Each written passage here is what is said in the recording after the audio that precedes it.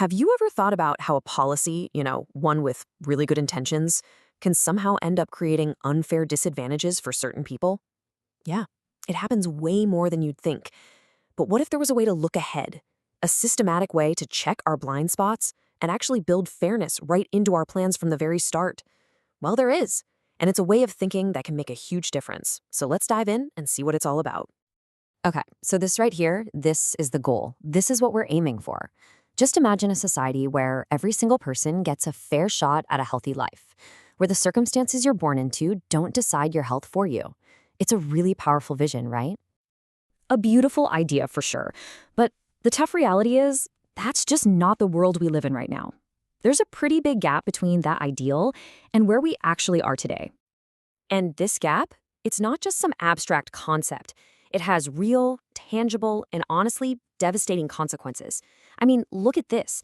These aren't just numbers on a slide. They represent real people, real families.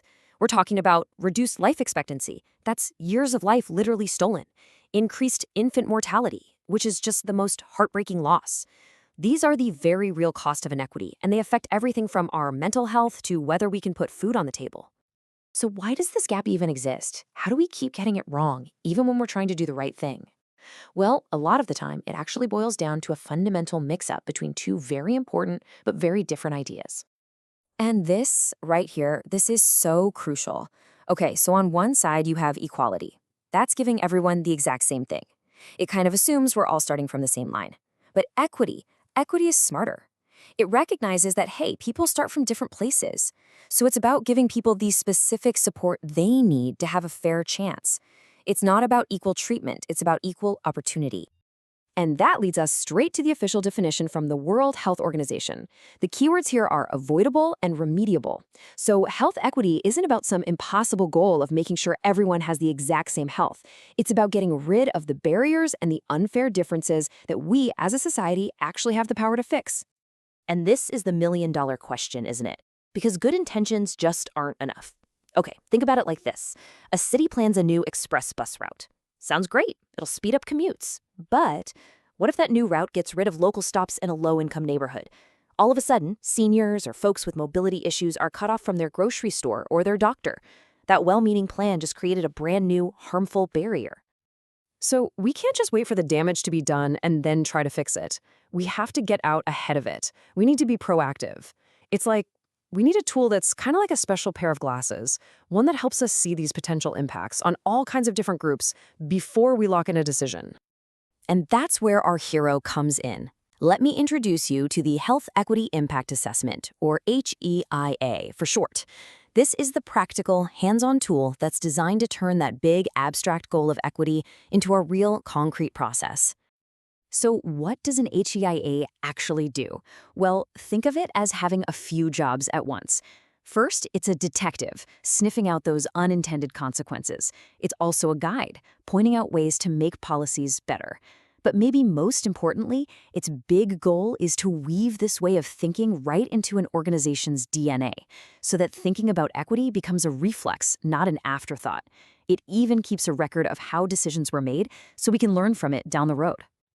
Okay, so we get the what and the why. But what about the how? How does this thing actually work in the real world? Let's walk through the 5-step framework that puts this tool into practice. Here they are. It all starts with step 1, scoping. That's basically asking, who could this possibly affect, especially groups that are often overlooked? Then you move to potential impact, where you brainstorm all the possible effects, good and bad. Step 3 is mitigation. This is the problem-solving part, where you figure out how to dial down the harm and crank up the benefits. Then you've got monitoring, which is just making a plan to check back later and see what really happened. And finally, dissemination, sharing what you learned so everyone can benefit. So that first step, scoping, it all comes back to this one fundamental question. It forces us to stop thinking about some vague, average citizen and to really intentionally consider all the diverse groups that make up our communities.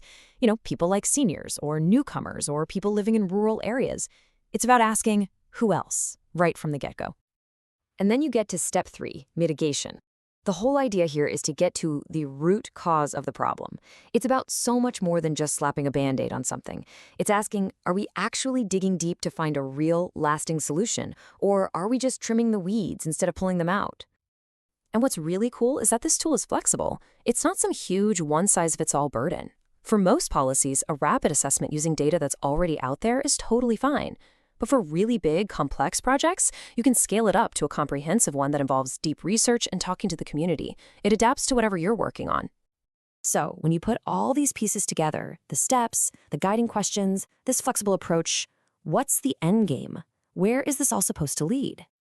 It really all comes down to this one simple but incredibly powerful idea. The goal isn't just to check a box and finish an assessment. The real goal is to fundamentally change how decisions get made, so that thinking about fairness, thinking about equity becomes second nature. It's about building a system where our policies and programs actually work to lift everybody up. Which leaves us with a pretty important question to think about. If we have practical, proven tools like this one that can help us build a fairer and healthier society for every single person, what's our collective responsibility to actually use them?